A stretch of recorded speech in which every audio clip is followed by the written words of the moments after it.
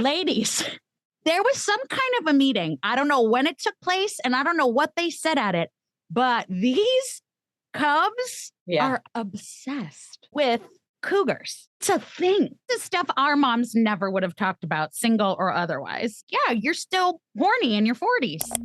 Be happy, happy, happy, happy, happy. Hello and welcome back, Creative Mama fans. We're so excited to bring you part 2 of our conversation with Ellyn Marsh. In this episode, we dive into all the things from true crime and our shared obsession with the Cheesecake Factory to Ellyn's candid take on HRT, our rewatch recommendations, and her incredible journey from the Broadway stage to social media powerhouse and content creator. We try to find answers to the questions of whether we are raising our kids the same way our parents did. Are our brains actually wired to process binge-watching Netflix series? And were Donnie and Marie Osmond actually a married couple? You'll see. Stay tuned in for the answer. And here we go with Ellyn Marsh, part 2. When you were on Broadway, when you were performing on Broadway, how many years were you working? Because are you part of the Jerry Mitchell clan? Are you part of that whole group? Okay. So how long were you doing that? And were you a mom during that time or? I was on Broadway for about 15 years. And before that, I was doing national tours and regional theater. So I was cast in the Broadway musical Cry Baby, and it actually closed before I got a chance to have my personal opening night. Ugh.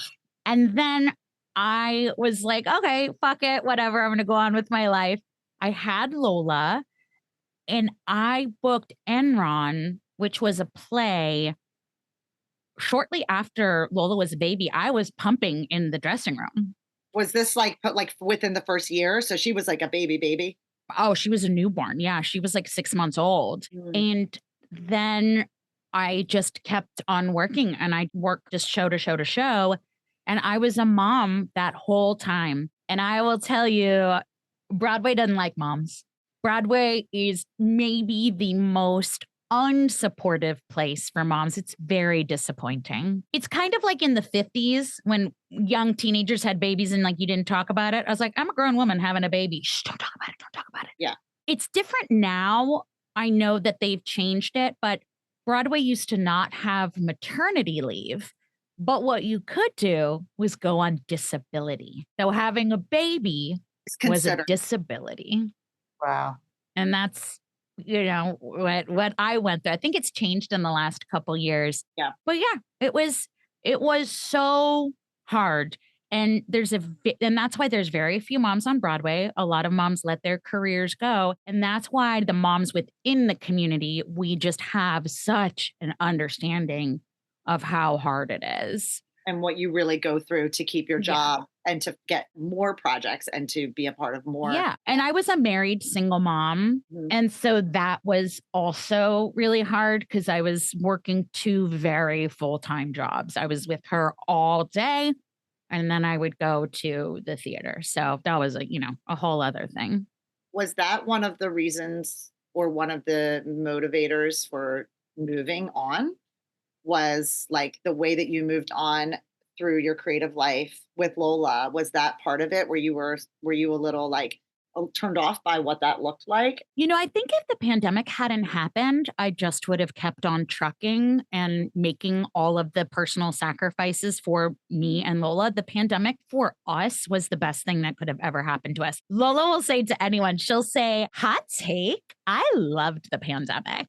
Because she, for the first time, had all of me all the time. And again, we're girly girls. We would, make butter beer, and we would have movie nights. And every week I would show her a new 90s movie, and we would do TikTok dances, and we would choreograph. And I think it was the first time that she had me to herself. And it was the first time that I realized how important that was to her, because again, I think it's generational. We just had different relationships with our parents. My mom was really a mom, and my mom worked so hard, and she was a single mom, and there was 3 of us, and it's just me and her.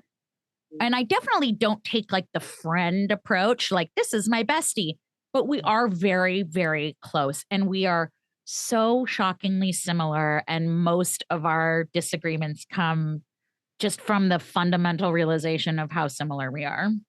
Mhm. But I probably would have kept going if I wasn't forced to stop, because that's what you do.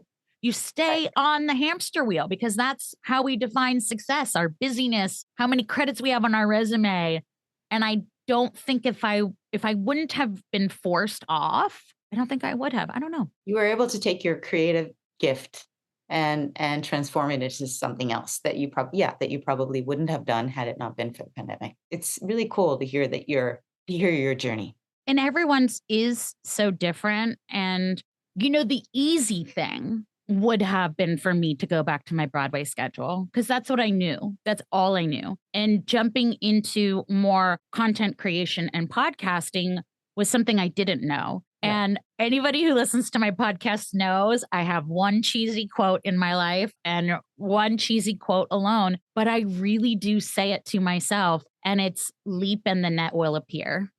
I get choked up every time I say it. I really do. Because nothing great ever came from just doing the same thing over and over again and playing it safe. So just leap and the net will come in some way. And I always told Lola, I said, I don't have an ego. If I need to go wait tables at Cheesecake Factory, I'm having bottomless tie wraps. 100%. I mean, the dream, I really my dream is to work in a coffee shop, and I'm going to get to that dream, but it's a dream. I'm so jealous when I go to get, I'm like, this should be what I'm doing. I love that. Isn't it funny? I loved waiting tables, and waiting tables fed my ADHD brain. It gave me dopamine because I can handle 10 things at once. I was like a kick-ass waitress. You loved being in the weeds. You're like 86 half and half. Yeah. 86 mayonnaise. There is no bolognese. Yeah. Wait, you never worked at Ellyn Stardust Diner, did you? Yes, I did. Oh my God. Okay. Listen, fans, Creative Mama fans, if you don't know. Did you work there? No, I couldn't book it. Please. No one wanted me there. The dream of dreams. Worst/best job on the planet. So we all know in Middle America, Ellyn Stardust Diner is on 54th, 54th, and Broadway or 6th, wherever that crosses. Broadway, because we used to say we were on Broadway. We're on Broadway, singing talent, serving food, entertaining. That's like a job actually for you. It's like that. That's the dream job then. Oh, it was great. I mean, the owners were absolute psychopaths. I've heard that. I wasn't going to bring it up, but I have heard that. Is that true? Oh, no, they're both dead, so it's fine. And they were absolutely, the man dropped dead yelling at a busser. Oh my God. He had a heart attack and died doing the thing that he loved, yelling at poor fucking hardworking bussers. Rest in peace. Stop yelling at bussers. Oh my God, that's crazy. Yeah, I would not go back. I would go to the Cheesecake Factory. I would not go back to Ellyn's, but Cheesecake Factory just for the discount on the food alone. Right. Oh God, yeah. I mean, because there's a Cheesecake Factory near you, isn't there? Is there one? Where do you go? I go to different ones. When we used to live in Jersey City, we used to go to the one in Jersey City a lot, but I go to whatever one is closer. I love a Cheesecake Factory. It's a bit of God's land, is what it is. Oh my God, you too. I can't. What are you listening to, reading, watching that you find hilarious right now? Reading, LOL. I cannot read, but that's adorable. Thank you for lobbing me that. My boyfriend and I are doing a rewatch of Orange is the New Black.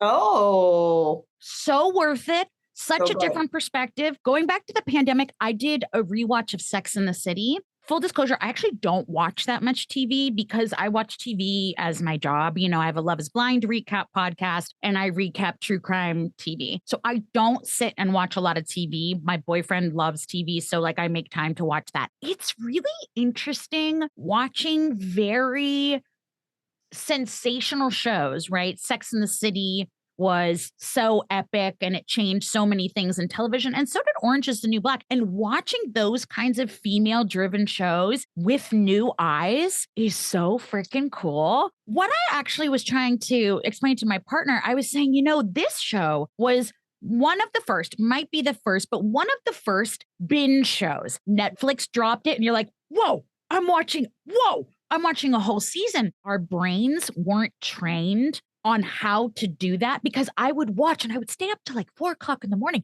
and I would watch. But I don't think my brain could process all that information because there are some episodes that I'm like, I'm watching a new show. I don't remember this. And I actually have a pretty impeccable memory, but I think it was a reckless time back in 2013 when we didn't know how to responsibly binge watch a show. Right. And so I'm like watching it with all new eyes, and it is even more fantastic than I thought it was. It's actually way funnier, way smarter. The little corners and the pockets and the way they connect the stories. I don't know. I'm just like I'm totally loving it. I get hyper fixated on things. I mean, to the point where it keeps me up at night. Yeah. And I can't, some people have that one that they go to. I'm like a goldfish. If you give me some flakes, I'll swim right over to you and I'll hang out with you for a while. I think not. Your true crime podcast. Yeah. And it's a comedy podcast and not in like any gross way. I call it true crime light because I'm the kind of person where I don't like talking about details and, yucky things or private things. We're very respectful. It's me and my best friend. We were in Kinky Boots together. And then my Love is Blind recap podcast where I get to have all my pop culture silliness is called Shut the Fuck Up, Nick Lachey. And that's with Tony Award winner Daisy Egan, the youngest Tony Award winner. And I mean, just stop right there. Shut the fuck up, Nick Lachey. Right there. That's it. But here's the question. Why doesn't he shut the fuck up? Just shut the fuck up. Nobody asked you. Nick Lachey's not gonna. Do you ever rewatch the Nick and Jessica, the Newlyweds? No, that would be a great rewatch. But it's a great rewatch because she is so precious. Yeah. And the dynamic in the relationship, it's so wild to me that like, what was it, like 2003? Everyone's in their boots with the fur, everyone's apple bottom jeans, the whole thing. It's like that time. And the clothing and the outfits and like the hair. It's not that long ago, but it's that long ago. And their relationship dynamic is crazy. They're so young. Yeah. Like, I always actually thought she was very precious. Something else I went back to, again, one of the very first reality shows where it's just like, we're going to put a camera on these people was The Osmonds. Oh, wow. And some TikTok popped up and I remember thinking they were so funny and Ozzy, you're so silly. And I was like, they're so funny. They were so toxic. They were horrible people, not bad people, but I was like, why are you guys should divorce and never speak again? Yes. Wait, the Osmonds, was it Donnie and Marie? Osbornes. Oh, yeah. Donnie and Marie are sisters. Shelly, I said Osmonds and I meant Osbornes, and that's on you. I should have known that. The Osbornes. The Osbornes. Osborne. Yes. Right. So toxic. You're right. And listen, God rest Ozzy. God rest his soul. Crazy train. No one better. Crazy. He tried to kill her. Yes. And she would joke about it. She's like, oh, he did not mean to try and kill me. Don't be silly. We want funk. Yeah. But she was like his manager. Ozzy. No. Crazy shit. Yeah. Crazy shit. Yeah. Toxic. Right. Toxic. Let's do a rewatch of the Osbornes, and then we'll turn on the Osmonds and see what they're doing. Well, when you said they were married, I was like, "Was Donnie and Marie married?" They were. Well, listen, brother and sister, weren't they? Yeah. Mm-hmm. Kardashians. They're like neighbors of mine. Kardashians, and then we have Jamie Foxx, and we have Britney Spears, all in this neighborhood. So there's always drama. And one of my dear friends actually is pretty neighbors with Jamie Foxx, and there have been busloads. Because his kids go to a high school in our neighborhood. So busloads on weekends of kids between, 15 and 22, just piling into Jamie Foxx's mansion, but having wild parties and leaving like crazy like litter all over the place. So of course, is Jamie Foxx there? Is he there when these parties are happening? I have no idea. And so I was thinking about it like on a smaller scale as a parent. If you're like, okay, well, my kids are in high school and they're going to have a party, I'm going to have it at my house.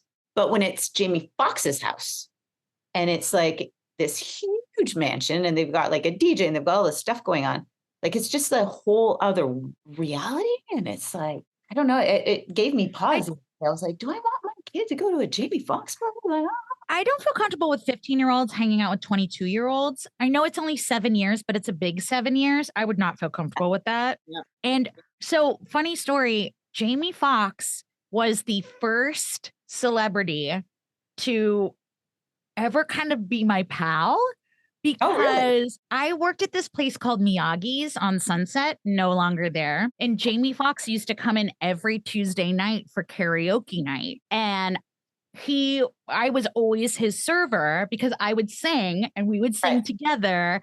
And he was like, but he wasn't a big deal yet. You know, he hadn't blown up. And so you were saying that and I was like, oh my gosh, I have such good memories of Jamie Foxx. I hope he's a good guy. But I don't like 15 and 22. And this is all hearsay. Listen, I live in the neighborhood. I'm on Nextdoor. I'm on all of the, like, you know, the mom group chats. Everybody's talking, you know, it's a very small community. So I don't know. Is that like what you chat on Nextdoor is like Jamie Foxx was having a party and Britney Spears is like limo driver just got into a car accident? Like mine is like the UPS driver. Mine's so boring. But I have a question. What's your favorite skincare product? Yes. What is your favorite skincare product? I really am on the Korean skincare train. You're not kidding. Oh no, I'm a believer. I'm a lover. I love Nina Poole on TikTok. She finds dupes. Do you know Nina Poole? No, but I'm going to because I love the dupes. Well, so her autism comes through in the form of reading ingredients. That's not me saying it. She's like, this is how my autism plays out. And so she's like, she will map out ingredients and find she calls them duperoonies and she finds dupes. And I'm all for it. And I have done like deep research on Korean skincare. They're like 10 years in the future, actually there. They don't use any of the ingredients we use here? Like much? No, I mean, like there's a lot of niacinamide. Niacinamide is a big one that they've brought over, but all kinds of, you know, reactors and like hyaluronic acid and different kinds of things. And they explain it well. And yeah, it completely worked. I am totally on board. I'm 67. So I mean, you don't look a day over. You look like 30. I mean, honestly. Can I just say something? Yeah. Just came back from the bathroom. I'm on HRT right now. Which ones? So I'm taking estrogen and progesterone. And then my doctor is going to reevaluate. And then we're going to talk about the testosterone. But she's increased my dose because when I got on my original dose, like when she finally took another blood test, she was like, I'm really disappointed. Like your numbers are still really low. Mm-hmm. And she upped my dose. But like I stopped having my period. And then I like have my period again, you guys. It's crazy. What? Yeah. Because of the hormones? Because of the hormone replacement therapy. Like I have to tell you, the brain fog is gone. That's for real. I feel stronger. I feel I can sleep better. I don't have night sweats anymore. Like there's so many benefits to HRT, but I'm like, why am I having my period again? Mm-hmm. Sorry, I say that because I would think that's like a good thing. I don't know. I don't feel all of those symptoms. The only thing I feel is my anxiety. I know that sounds really stupid. Anxiety is actually gotten to be almost unmanageable. Yeah, that's what happened with me. And it's over ridiculous things. I'm not a chronic people pleaser. I'm a toxic people pleaser. I do it to the detriment of myself. It's actually something I'm really trying to work on. And there are just things. And then I'll recognize the feeling in my body. I'll recognize my body getting warm, my heart rate going up. And then I get mad at myself. Why are you getting anxious right now? What is wrong with you? Control yourself. Breathe. I have turned into a crazy person and I hide it from people. I mean, bigger conversation, you know, for another time. I've now recognized that I have masked most of my life to mask the fact that I am, you know, who I actually am. And so unplugging from the matrix and trying to be a normal human it's hard to, feel those emotions, but I have noticed over the past couple years, and then that affects sleep. I don't have night sweats, but there are days, you guys, where I can't sleep. I don't mean I get 2 hours of sleep. I mean, I don't close my eyes.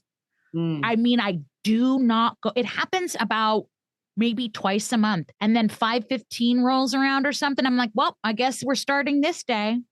Oh, and I have never been like that. I am like a vampire. I just I can sleep hanging upside down. And then that has been the biggest turn for me, is just this interrupted sleep. You do that too? No, I was thinking, but the anxiety, it started with that for me too, was like, that's where it started. That was like the first symptom, but you're like, you feel like you're in the middle of it right now, like starting with all of that and perimenopause and all of that. I could loop this back to motherhood. Ready? I didn't recognize what an anxious person I was until I had Lola, because then your anxieties are projected somewhere and it no longer becomes about things you can control. Oh, why did I say that? Why did I do that? It becomes about, oh my God, is she breathing? Oh my God, am I going to make enough breast milk for her to thrive? Oh my God, is she going to be okay at school? Those anxieties that are outside of your immediate control. You really have to think about like the bare minimum survival stuff and like worry about whether that's actually going to happen or not. And like, totally legit, you're right. Into how that can really amplify the fact that you've carried anxiety your whole life. Right. 100%. I've never really thought about it in that way. Yeah. It's not rational. I said to my daughter the other day, out of the blue, because I had heard something in a case, a true crime case. And I said, if a man pulled up in a car and held a gun to you and told you to get in the car, what would you do? And she said, I don't know. I said, I can't believe I've never taught you not to go to a second location. What am I doing? She's like, Mom, can I just go to dance? I'm like, you never go to a second location. Did I not teach you that? You never go to a second location because they might kill you there, but they're sure going to kill you at. You need to know this. You know what? We had Oprah. They don't have Oprah. Oprah taught me that. We had Oprah. I have this story, though. I have to tell you this story. When I was in 5th grade and a bunch of kids and I from the neighborhood were hanging outside and it was snowing in the 80s, and we were throwing snowballs at cars, as you do, because we were bored, and threw a snowball at a car. Here comes this car, comes circling back around with a gun and just like pointing it at us, but like riding by slowly, like was trying to scare us. And we were like, what? Oh my God, that's wild, crazy. And I think we like ran in and told somebody's mom, and they were like, oh, kids, all right, well, be careful next time. No one called the cops.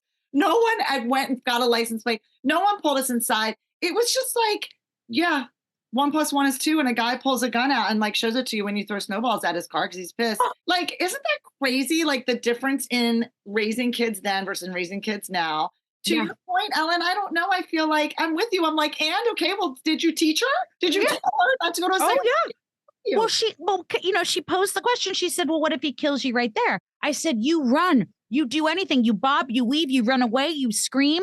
And I said, yeah, he might shoot you and you might be able to be okay. But I promise you, if he takes you somewhere else, you will not be okay. And I'm having this conversation truly just, 4:30 on a Tuesday. And that all stems from anxiety, because making sure that I teach Lola everything I have to teach her.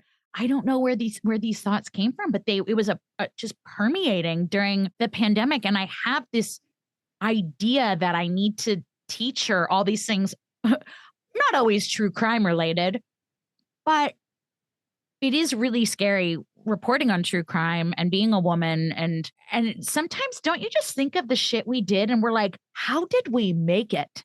100%. How are we alive to tell the story? There is some shit that I did. I would chain Lola to her bed if she did it, honestly. Yes. And we made it. We somehow made it. We got some lies or something, because how am I not in the trunk of somebody's car still? I don't know. It's crazy. Yeah. It's crazy. Yeah. Anyway. We're in this new time now where we're trying to figure it all out. And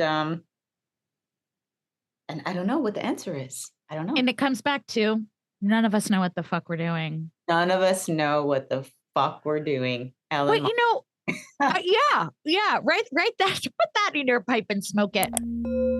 Creative Mamas Unplugged is produced by Breatheasy Productions with music by Jeremy Jurin. If you enjoyed this episode, please don't forget to give my mama 5 stars and keep coming back. Thanks to us kids, there are plenty of stories to tell. And you are not alone. We are inspired by you. Thank you for joining our Creative Mamas community. Support Creative Mamas Unplugged on Patreon to get your name in the credits, receive extra content, and earn some fun prizes. With this, we can keep creating, uplifting, and growing this incredible community together. We love you so much. Applause.